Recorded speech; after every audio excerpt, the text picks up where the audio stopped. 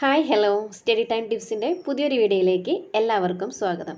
എല്ലാവരും റിവിഷൻ തുടങ്ങാനുള്ള തയ്യാറെടുപ്പിലാണെന്ന് അറിയാം. അപ്പോൾ നിങ്ങൾക്ക് ഈ ഒരു ക്വസ്റ്റ്യൻ പേപ്പർ ഉപകാരപ്പെടും. ഏതൊക്കെ ഭാഗങ്ങളിൽ നിന്നാണ് കൂടുതലായിട്ട് പഠിക്കേണ്ടതെന്ന് ക്വസ്റ്റ്യൻ പേപ്പർ ആൻസർ ചെയ്യുന്നതിലൂടെ നിങ്ങൾക്ക് മനസ്സിലാവും. 2022-23 വർഷത്തെ ആനുവൽ എക്സാമിൻ്റെ ഫിസിക്സിൻ്റെ English medium Malayalam medium question പേപ്പറാണ് നമ്മൾ ഇന്നത്തെ വീഡിയോയിലൂടെ നോക്കാൻ പോകുന്നത്. അപ്പോൾ നമുക്ക് ഫസ്റ്റ് ക്വസ്റ്റ്യനിലേക്ക് കടക്കാം. Find the relation between the first word pair and complete the second pair suitably. ഒന്നാമത്തെ പദജോഡിയിലെ ബന്ധം കണ്ടെത്തി രണ്ടാമത്തെ പദജോഡി അനുയോജ്യമായി പൂർത്തിയാക്കുക. ഇലക്ട്രിക് ചാർജ് കുളോം, വൈദ്യുത ചാർജ് കുളോമാണ് യൂണിറ്റ്. കപ്പാസിറ്റൻസിൻ്റെ യൂണിറ്റ് എന്ന് പറയുന്നത് എന്ത് വരും? കപ്പാസിറ്റൻസിൻ്റെ യൂണിറ്റ് ആണ് ഫാരഡ്. രണ്ടാമത്തെ question, choose the derived unit from the following. ചുവടെ നൽകിയിരിക്കുന്നവയിൽ നിന്ന് വ്യുൽപ്പന്ന യൂണിറ്റ് തിരഞ്ഞെടുത്ത് എഴുതുക. ബ്രാക്കറ്റിൽ ഏതൊക്കെ തന്നിട്ടുണ്ട്? Metre, kilogram, newton, second. അപ്പോൾ ഇതിൽ ഡിറൈവ്ഡ് യൂണിറ്റായി വരുന്നത്, വ്യുൽപ്പന്ന യൂണിറ്റായി വരുന്നത് ന്യൂട്ടൺ ആണ് അല്ലേ? ഡിറൈവ്ഡ് യൂണിറ്റ് എന്താണെന്ന് ഓർമ്മയുണ്ടോ? ഒന്നാമത്തെ ചാപ്റ്ററിൽ പഠിച്ചിട്ടുള്ളതാണ്. ഡിറൈവ്ഡ് യൂണിറ്റ് എന്ന് പറഞ്ഞിട്ടുണ്ടെങ്കിൽ ഫണ്ടമെൻ്റൽ യൂണിറ്റ്സ് ഉപയോഗിച്ചിട്ട് നമുക്ക് എക്സ്പ്രസ് ചെയ്യാൻ സാധിക്കുന്നതോ അല്ലെങ്കിൽ ഫണ്ടമെൻ്റൽ യൂണിറ്റിനെ ഡിപ്പെൻഡ് ചെയ്യുന്നതോ ആയിട്ടുള്ള യൂണിറ്റുകളെയാണ് ഡിറൈവ്ഡ് യൂണിറ്റ് എന്ന് പറയുന്നത്. അതായത് നമുക്ക് മലയാളത്തിൽ പറഞ്ഞാൽ അടിസ്ഥാന യൂണിറ്റുകൾ ഉപയോഗിച്ചിട്ട് നമുക്ക് പ്രസ്താവിക്കാൻ കഴിയുന്നതും അടിസ്ഥാന യൂണിറ്റുകളെ ആശ്രയിച്ച് നിൽക്കുന്നതുമായ യൂണിറ്റുകളാണ് വ്യുൽപ്പന്ന യൂണിറ്റുകൾ എന്ന് പറയുന്നത്. ബ്രാക്കറ്റിൽ തന്നിരിക്കുന്ന മീറ്റർ, കിലോഗ്രാം, സെക്കൻഡ് ഇവയെല്ലാം SI യൂണിറ്റുകളാണ് അല്ലേ? അപ്പോൾ നമുക്ക് ഇത് മൂന്നും ഒഴിച്ച് ബാക്കി വരുന്നത് ന്യൂട്ടൺ ആണ് അല്ലേ? അപ്പോൾ ന്യൂട്ടൺ എന്ന് പറയുന്നതാണ് എന്ത്? ഡിറൈവ്ഡ് യൂണിറ്റ് ആയിട്ട് നമുക്ക് എടുക്കാൻ പറ്റുന്നത്, അതായത് വ്യുൽപ്പന്ന യൂണിറ്റ് ആയിട്ട് നമ്മൾ തിരഞ്ഞെടുത്തിരിക്കുന്നത്. മൂന്നാമത്തെ ക്വസ്റ്റ്യൻ നോക്കാം. Which among the following statement is correct? താഴെ പറയുന്നവയിൽ ശരിയായ പ്രസ്താവന ഏത്? അപ്പോൾ നമുക്ക് എ നോക്കാം. Like Paul's attract each other. സജാതീയ ധ്രുവങ്ങൾ പരസ്പരം ആകർഷിക്കുന്നു. ഒരേപോലെയുള്ള ധ്രുവങ്ങളെ പറയുന്നതാണ് സജാതീയ ധ്രുവങ്ങൾ എന്ന്. അത് ആകർഷിക്കുന്നു എന്നാണ് പറഞ്ഞിരിക്കുന്നത്. അത് ശരിയാണോ? അല്ല, തെറ്റാണ് അല്ലേ അത്? ഇനി ഓപ്ഷൻ ബി നോക്കാം. Magnetic field is experienced in all directions around A magnet. ഒരു കാന്തത്തിന് ചുറ്റും എല്ലാ തലങ്ങളിലും കാന്തിക പ്രഭാവം അനുഭവപ്പെടുന്നു. അത് ശരിയായിട്ടുള്ളൊരു സ്റ്റേറ്റ്മെൻ്റ് ആണ് അല്ലേ? അപ്പോൾ നമുക്കതിന് ടിക്ക് കൊടുക്കാം. ഇനി സി നോക്കാം.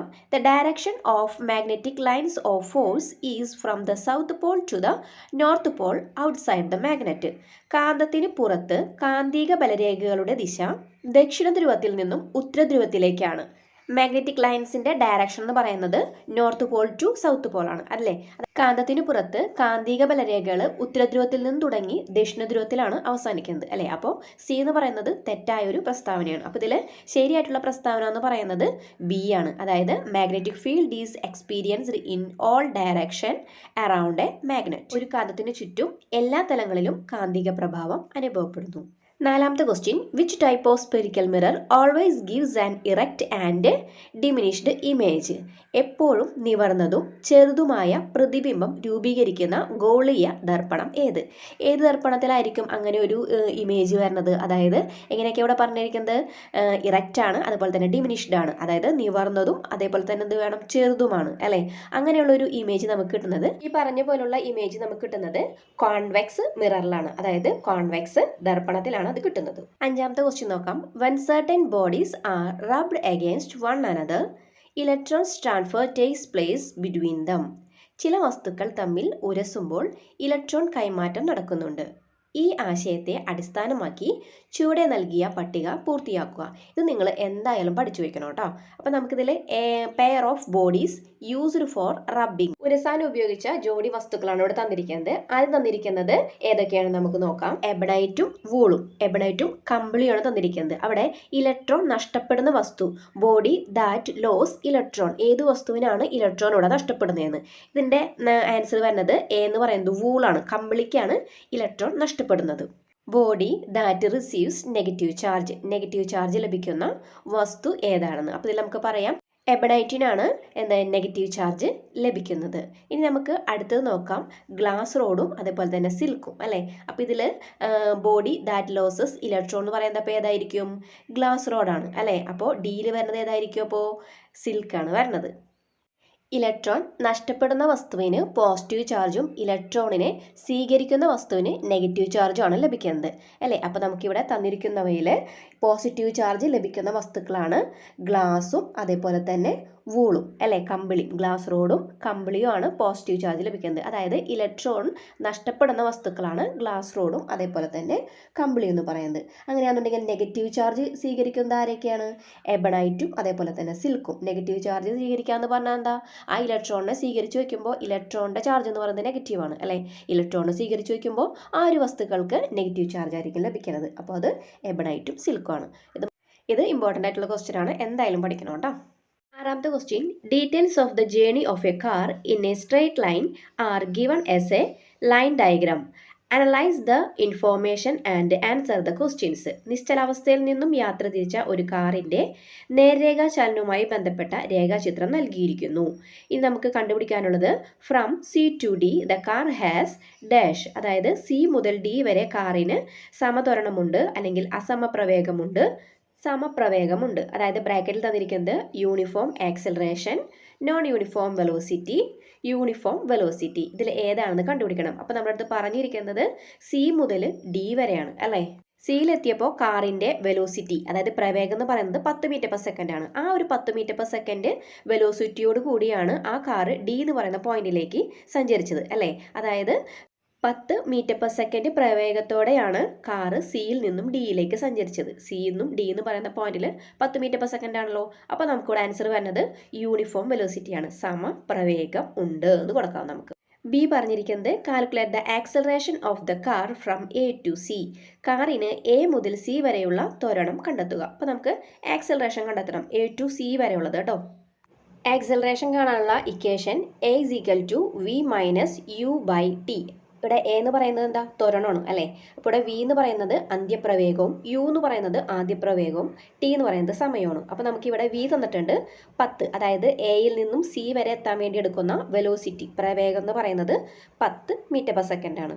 യു എന്ന് പറയുന്നത് 0 ആണ്. അതായത് ഇനീഷ്യൽ വെലോസിറ്റി, ആദ്യപ്രവേഗം. കാറ് നിശ്ചലാവസ്ഥയിൽ നിന്നാണ് യാത്ര ആരംഭിക്കുന്നത് അല്ലേ. അപ്പോൾ യു എന്ന് പറയുന്നത് ഇവിടെ 0 ആയിരിക്കും. പിന്നെ ഇവിടെ ടി എന്ന് പറയുന്നത് 10 സെക്കൻഡാണ് വരുന്നത്. നിങ്ങൾ താഴെ നോക്കുമ്പോൾ 0 മുതൽ 5 വരെ, അതായത് എ ടു ബി വരെ 5 സെക്കൻഡും ബി ടു സി വരെ 10 സെക്കൻഡും രണ്ടും കൂടി കൂട്ടിയിട്ട് 5 + 10 15 എന്ന് എഴുതരുത്. കാരണം എയിൽ നിന്നും ബിയിലെത്താൻ വേണ്ടിയിട്ട് 5 സെക്കൻഡും ബിയിൽ നിന്നും സിയിലെത്താൻ വീണ്ടും 5 സെക്കൻഡാണ് എടുക്കുന്നത്. അപ്പോൾ ആകെ കൂടെ 10 സെക്കൻഡാണ് ടൈം വരുന്നത്. മനസ്സിലായല്ലോ. ഈ വാല്യൂസ് ഒക്കെ ഇക്വേഷനിൽ സബ്സ്റ്റിറ്റ്യൂട്ട് ചെയ്യുമ്പോൾ a is equal to v എന്ന് പറയുന്നത് 10 മൈനസ് യു എന്ന് പറയുന്നത് 0 ബൈ ടൈം ടി എന്ന് പറയുന്നത് 10. അപ്പോൾ നമുക്ക് എന്ത് വരും? 10/10 equal to 1 metre per second square ആണ് ആക്സിലറേഷൻ. അതായത് ത്വരണം എന്ന് പറയുന്നത് 1 മീറ്റർ പെർ സെക്കൻഡ് സ്ക്വയർ ആണ്. അടുത്ത ക്വസ്റ്റ്യൻ നോക്കാം. പോസ്റ്റർ ഉണ്ടാക്കാൻ വേണ്ടിയിട്ട് ഒരു ക്വസ്റ്റ്യൻ ആണ്. ഈസി ആയിട്ട് നിങ്ങൾക്ക് 2 മാർക്ക് സ്കോർ ചെയ്യാൻ പറ്റും. നമുക്ക് ക്വസ്റ്റ്യൻ നോക്കാം. Production of sound in a manner unhealthy to human beings is noise pollution. മനുഷ്യന് അസുഖകരമായ രീതിയിൽ ശബ്ദമുണ്ടാക്കുന്നതാണ് ശബ്ദമലിനീകരണം. Let us reduce noise pollution. Prepare a poster to spread awareness in the society about this idea. അപ്പോൾ ശബ്ദമലിനീകരണം കുറയ്ക്കാൻ വേണ്ടിയിട്ട് ഈ ഒരു ആശയം നമ്മുടെ സമൂഹത്തിൽ എത്തിക്കാൻ ഉതകുന്ന ഒരു പോസ്റ്റർ തയ്യാറാക്കാനാണ് പറഞ്ഞിരിക്കുന്നത്. അപ്പോൾ ഇത് വളരെ സിമ്പിളായിട്ടുള്ളൊരു ക്വസ്റ്റ്യൻ ആണല്ലോ. അപ്പോൾ നമുക്ക് 8ാമത്തെ ക്വസ്റ്റ്യനിലേക്ക് പോകാം. Copy a ray diagram and complete it showing the image formation. തന്നിരിക്കുന്ന രേഖാചിത്രം പകർത്തി വരച്ച് പ്രതിബിംബ രൂപീകരണം ചിത്രീകരിക്കുക. അപ്പോൾ തന്നിരിക്കുന്ന ഈ ഒരു ഫിഗർ കംപ്ലീറ്റ് അല്ല, അപ്പോൾ നിങ്ങളടുത്ത് കംപ്ലീറ്റ് ചെയ്യാനാണ് പറഞ്ഞിരിക്കുന്നത്. അപ്പോൾ നമുക്കത് എങ്ങനെയാണ് വരയ്ക്കുന്നതെന്ന് നോക്കാം. അത് കൂടാണ്ട് ബി ക്വസ്റ്റ്യനിൽ പറഞ്ഞിട്ടുണ്ട് write down 2 properties of the image. പ്രതിബിംബത്തിൻ്റെ 2 സവിശേഷതകൾ എഴുതുക. അപ്പോൾ നമുക്കതൊന്ന് വരച്ച് നോക്കാം. ഫിഗർ നമുക്ക് കിട്ടുന്നത് എങ്ങനെയാണ്? ഒ ബി എന്ന് പറയുന്നതാണ് ഇവിടെ വസ്തു എന്ന് പറയുന്നത്. വസ്തുവിൽ പ്രകാശം വന്ന് പതിച്ചിട്ട് അത് മിററിൽ വന്ന് പതിച്ചിട്ട് എഫ് എന്ന് പറയുന്ന ഫോക്കസിൽ കൂടെയാണ് കടന്നു പോകുന്നത്. അതിനുശേഷം ഇമേജ് ഫോം ചെയ്യുന്നത് ഒ എന്ന് പറയുന്ന പോയിന്റിൽ തന്നെയാണ്. അപ്പോൾ നമുക്ക് കിട്ടുന്ന ഫിഗറിൻ്റെ പ്രത്യേകത എന്ന് പറയുന്നത് റിയൽ ആണ്, ഇൻവെർട്ടർ ആണ്, same size as that of the object. യഥാർത്ഥം തലകീഴായത് വസ്തുവിൻ്റെ അതേ വലിപ്പം. 9ാമത്തെ question. Sounds with frequency greater than 20,000 hertz are called ultrasonics. Write down 2 users of ultrasonic sound. 20,000 ഹെർട്സിൽ കൂടുതൽ ആവൃത്തിയുള്ള ശബ്ദതരംഗങ്ങളാണ് അൾട്രാസോണിക് തരംഗങ്ങൾ. അൾട്രാസോണിക് തരംഗങ്ങളുടെ 2 ഉപയോഗങ്ങൾ എഴുതുക. അപ്പോൾ ഞാൻ എല്ലാ പോയിന്റ്സും തരാം, നിങ്ങൾ എല്ലാതും പഠിക്കാം കേട്ടോ. അത് ഇമ്പോർട്ടൻ്റ് ആയിട്ടുള്ള ക്വസ്റ്റ്യൻ ആണ്, വിട്ടുകളയരുത്. First point, ultrasonic sound waves are used in the instrument sonar to measure the depth of the ocean. കടലിന്റെ ആഴം അളക്കുന്നതിന് ഉപയോഗിക്കുന്ന സോണാർ എന്ന ഉപകരണത്തിൽ അൾട്രാസോണിക് തരംഗങ്ങൾ ഉപയോഗിക്കുന്നു. In the medical field four diagnosis and treatment. Medical ഫീൽഡിൽ രോഗനിർണയത്തിനും അതിന്റെ ട്രീറ്റ്മെന്റിനും വേണ്ടിയിട്ട് ഉപയോഗിക്കുന്നു. കൂടാതെ ആന്തരിക അവയവങ്ങളുടെ ചിത്രമെടുക്കുന്നതിനും അവയുടെ രോഗനിർണയത്തിനും ഉപയോഗിക്കുന്നു. To crush the kidney stones. കിഡ്നിയിലെ ചെറിയ കല്ലുകൾ പൊടിച്ചു കളയാൻ. To record the functions of internal organs. Internal ഓർഗൻസിൻ്റെ ഫങ്ഷൻസ് ഒക്കെ റെക്കോർഡ് ചെയ്യുന്നതിന് വേണ്ടിയിട്ട്. To detect the tumour in the internal organs. അതായത് നമ്മുടെ ശരീരത്തിൻ്റെ ഉള്ളിലുള്ള മുഴകൾ അങ്ങനെ എന്തെങ്കിലുമൊക്കെ ഉണ്ടെന്നുണ്ടെങ്കിൽ അതിനെ കണ്ടുപിടിക്കാൻ വേണ്ടിയിട്ടൊക്കെ ഉപയോഗിക്കുന്നു. To detect the holes in the huge metallic blocks. വലിയ മെറ്റാലിക് ബ്ലോക്കുകളിലൊക്കെ ഉണ്ടാകുന്ന ഹോളുകളെല്ലാം കണ്ടെത്തുന്നതിന് വേണ്ടിയിട്ട് ഇത് സാധാരണയായിട്ട് ഉപയോഗിക്കാറുണ്ട്. അതുകൂടാതെ മത്സ്യസമ്പത്ത് കണ്ടെത്താനും ഹൃദയത്തിൻ്റെ ചിത്രമെടുക്കാനൊക്കെ അൾട്രാസോണിക് തരംഗങ്ങൾ ഉപയോഗിക്കുന്നു. ഇത്രയും പോയിന്റ്സിൽ നിങ്ങൾക്ക് ഈസി ആയിട്ടുള്ള ഏതെങ്കിലും 4 എണ്ണം മസ്റ്റായിട്ടും പഠിച്ചു വെക്കണം കേട്ടല്ലോ. 10ാമത്തെ question, uses of different types of mirrors are given, classify and tabulate them. വിവിധ തരം ദർപ്പണങ്ങളുടെ ഉപയോഗങ്ങൾ ചുവടെ നൽകിയിരിക്കുന്നു. അവയെ തരം തിരിച്ച് പട്ടികപ്പെടുത്തുക. അപ്പോൾ നമുക്ക് ഇതിൽ എ നോക്കാം. As rear view mirrors in vehicles. വാഹനങ്ങളിൽ റിയർ വ്യൂ മിററായിട്ട് ഉപയോഗിക്കുന്നത് അതേതായിരിക്കും? കോൺവെക്സ് മിററാണ് അല്ലേ. ബി എന്ന് പറയുന്നത് head mirror used by doctors. ഡോക്ടർമാർ ഉപയോഗിക്കുന്ന ഹെഡ് മിററായിട്ട്. അതിൽ ബി വരുന്നപ്പോൾ ഏതായിരിക്കും? കോൺകേവ് ആണ്. As reflector in solar concentrator. Solar കോൺസെൻട്രേറ്ററുകളിൽ റിഫ്ലക്ടറുകളായി ഉപയോഗിക്കും. അത് വരുന്നത് കോൺകേവ് ആണ്. ഇനി ഡി നോക്കാം. As reflector in street lamps. അത് വരുന്നത് കോൺവെക്സ് ആണ് അല്ലേ. തെരുവുവിളക്കുകളിൽ റിഫ്ലക്ടറുകളായിട്ട് ഉപയോഗിക്കുന്നു. ഇനി ഇ വരുന്നത് for viewing our face normally. സാധാരണയായി മുഖം നോക്കുന്നത് പ്ലെയിൻ മിററാണ്. ഇനി എഫ് വരുന്നത് in film projectors as reflector. Cinema പ്രൊജക്ടറുകളിൽ റിഫ്ലക്ടറുകളായിട്ട് ഉപയോഗിക്കുന്നത് കോൺകേവ് മിററാണ് ഉപയോഗിക്കുന്നത്. അപ്പോൾ നമുക്കിതിനെല്ലാം ടേബിളിലേക്ക് ആക്കിയിട്ട് ഒന്നുകൂടി നോക്കാം. കോൺകേവ് മിററിൽ വരുന്നതാണ് head mirror used by doctors. Doctor ഉപയോഗിക്കുന്ന ഹെഡ് മിററായിട്ട്. As reflector in solar concentrators. Solar കോൺസെൻട്രേറ്ററുകളിൽ റിഫ്ലക്ടറായിട്ട്. In film projector as reflector. Cinema പ്രൊജക്ടറുകളിൽ റിഫ്ലക്ടറായിട്ട്. പ്ലെയിൻ മിററിൽ ഏതാ വരുന്നത്? സാധാരണയായിട്ട് മുഖം നോക്കുന്നതിന് അല്ലേ. For viewing our face normally. ഇനി കോൺവെക്സ് മിററിൽ വരുന്നത് as rear view mirrors in vehicles. വാഹനങ്ങളിൽ റിയർ വ്യൂ മിററായിട്ട് ഉപയോഗിക്കുന്നു. As reflectors in street lamps. തെരുവിളക്കുകളിൽ റിഫ്ലക്ടറുകളായിട്ട് കോൺവെക്സ് ദർപ്പണങ്ങൾ ഉപയോഗിക്കുന്നു. യൂസസ് ഇമ്പോർട്ടൻ്റ് ആണ്, എല്ലാവരും പഠിച്ചു വയ്ക്കണം കേട്ടോ. 11ാമത്തെ question, analyse the given situations 1 and 2 and answer the following questions. നൽകിയ സന്ദർഭങ്ങൾ വിശകലനം ചെയ്ത് ചുവടെ നൽകിയ ചോദ്യങ്ങൾക്ക് ഉത്തരം എഴുതുക. ഇവിടെ 1 കൊടുത്തിട്ടുണ്ട്. A coconut is falling from a coconut tree. തെങ്ങിൽ നിന്നും തേങ്ങ വീഴുന്നു. രണ്ടാമത്തത് a rolling ball comes to rest after moving some distance. നിരപ്പായ തറയിലൂടെ ഉരുട്ടിവിട്ട പന്ത് അല്പം ദൂരം സഞ്ചരിച്ച ശേഷം നിശ്ചലാവസ്ഥയിലാകുന്നു. അപ്പോൾ തന്നിരിക്കുന്ന 2 സിറ്റുവേഷൻസ് ആണ് ഇന്ന്. ഇനി നമുക്ക് എ ക്വസ്റ്റ്യൻ നോക്കാം. Which of these is an example of motion under non contact force. ഇവയിൽ സമ്പർക്കരഹിത ബലം അനുഭവപ്പെടുന്ന സന്ദർഭം ഏതായിരിക്കും? A coconut falling from a coconut tree അല്ലേ. അത് ഒന്നാമത്തെയാണ് അതിൽ വരുന്നത്. ബി ക്വസ്റ്റ്യൻ നോക്കാം. In which situation the body has retardation. What is the reason for the retardation here. ഇവിടെ മന്ദീകരണം ഉണ്ടാകുന്ന സന്ദർഭം ഏത്? ഈ മന്ദീകരണം ഉണ്ടാകാനുള്ള കാരണം എഴുതുക. അത് നമുക്ക് പറയാം കേട്ടോ. അടുത്ത ക്വസ്റ്റ്യൻ കൂടി നോക്കാം. Write down another example for non contact force. സമ്പർക്കരഹിത ബലത്തിന് മറ്റൊരു ഉദാഹരണം കൂടി എഴുതുക. അപ്പോൾ നമുക്ക് ബി ക്വസ്റ്റ്യനും സി ക്വസ്റ്റ്യനും ആൻസർ നോക്കാം. ഫസ്റ്റ് സിറ്റുവേഷൻ തന്നിരുന്നത് നോൺ കോണ്ടാക്റ്റ് ഫോഴ്സ് ഏതാണെന്ന് ചോദിച്ചിട്ടാണ് അല്ലേ. A coconut is falling from a coconut tree. അതായത് തെങ്ങിൽ നിന്നും തേങ്ങ വീഴുന്നത്. രണ്ടാമത്തെ ക്വസ്റ്റ്യൻ ചോദിച്ചിരുന്നത് റിട്ടാർഡേഷൻ്റെ സിറ്റുവേഷൻ ഏതാണ്? റിട്ടാർഡേഷന് കാരണം എന്താണ്? മന്ദീകരണം ഉണ്ടാകുന്ന സിറ്റുവേഷൻ ഏതാണ്? അതിൻ്റെ കാരണം, മന്ദീകരണത്തിനുള്ള കാരണം എഴുതാനും പറഞ്ഞിട്ടുണ്ട് അല്ലേ. അപ്പോൾ സിറ്റുവേഷൻ 2 നമുക്ക് കൊടുക്കാം. A rolling ball comes to rest after moving some distance. അപ്പോൾ എന്താ ചെയ്യണത്? വെലോസിറ്റി ഡിക്രീസ് ചെയ്യാണ് ചെയ്യുന്നത്. അതായത് നിരപ്പായ തറയിലൂടെ ഉരുട്ടിവിട്ട പന്ത് അല്പം ദൂരം സഞ്ചരിച്ച ശേഷം നിശ്ചലാവസ്ഥയിലാകുന്നു. അപ്പോൾ അവിടെ എന്താ? പ്രവേഗം കുറഞ്ഞു വരാണ് ചെയ്യുന്നത് അല്ലേ. അടുത്ത് പറഞ്ഞിട്ടുള്ളത് നോൺ കോണ്ടാക്റ്റ് ഫോഴ്സിന് എക്സാമ്പിളാണ് the earth revolving around the sun, അല്ലെങ്കിൽ മാഗ്നറ്റ് അട്രാക്ട് മാഗ്നറ്റിക് സബ്സ്റ്റൻസസ്. അതായത് ഭൂമി സൂര്യന് ചുറ്റുന്നു, കാന്തം ഇരുമ്പ് വസ്തുക്കളെ ആകർഷിക്കുന്നു. 12ാമത്തെ question lightning conductors are fixed to protect tall buildings from the danger of lightning. ഉയരം കൂടിയ കെട്ടിടങ്ങളെ മിന്നലിൽ നിന്നും രക്ഷിക്കുന്നതിനായി മിന്നൽ രക്ഷാജാലകം ഉറപ്പിക്കാറുണ്ട്. Pointed edges are used in lightning conductors. What is the scientific principle behind it? മിന്നൽ രക്ഷാജാലകത്തിൻ്റെ അഗ്രഭാഗം കൂർപ്പിച്ചിരിക്കുന്നു. ഇതിൻ്റെ പിന്നിലെ ശാസ്ത്രീയ അടിത്തറ എന്ത്? ബി ക്വസ്റ്റിനോട് നോക്കാം. Write down any other 2 precautions to protect ourselves when there is lightning. മിന്നലിൽ നിന്നും നമുക്ക് രക്ഷ നേടാനുള്ള മറ്റ് 2 മാർഗങ്ങൾ എഴുതുക. അപ്പോൾ നമുക്ക് അതിൻ്റെ സയൻറ്റിഫിക് പ്രിൻസിപ്പിൾ എന്താണെന്ന് നോക്കാം.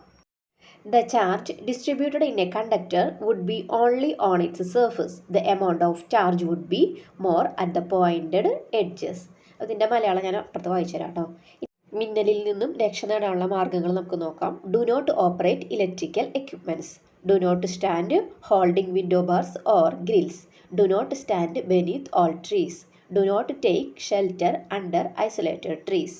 ഒരു ചാലകത്തിൽ വിതരണം ചെയ്യപ്പെടുന്ന ചാർജ് അതിൻ്റെ ഉപരിതലത്തിൽ മാത്രമാണ് വിതരണം ചെയ്യപ്പെടുന്നത്. കൂർത്ത അഗ്രങ്ങളിൽ ചാർജിൻ്റെ അളവ് കൂടുതലായിരിക്കും. അതായത് ഒരു കണ്ടക്ടറിൻ്റെ സർഫസിൽ മാത്രമാണ് ചാർജുകളുടെ ഡിസ്ട്രിബ്യൂഷൻ നടക്കുന്നതെന്ന്. പോയിന്റഡ് എഡ്ജസിലായിരിക്കും കൂടുതൽ ചാർജിൻ്റെ അളവെന്ന്. ഇനി നമുക്ക് ലൈറ്റ്നിങ്ങിൽ നിന്നും രക്ഷ നേടാനുള്ള മാർഗ്ഗങ്ങളെക്കുറിച്ചാണ് നേരത്തെ പറഞ്ഞത്. അപ്പോൾ അതിൽ പറഞ്ഞിട്ടുള്ളത് വൈദ്യുതോപകരണങ്ങൾ പ്രവർത്തിപ്പിക്കാൻ ശ്രമിക്കരുത്. ജനൽ കമ്പിയിലോ ഗ്രില്ലുകളിലോ പിടിച്ചു നിൽക്കരുത്. ഉയരമുള്ള വൃക്ഷച്ചുവട്ടിൽ നിൽക്കരുത്.